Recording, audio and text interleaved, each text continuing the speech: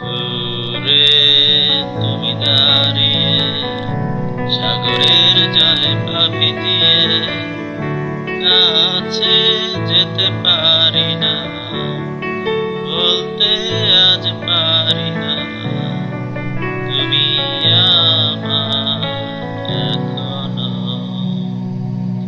সামনে তুমি দাঁড়িয়ে কারো হাত জড়িয়ে, হাতটা ধরতে পারি না, কাছে টানতে পারি না তোমার হাতে আজনবী।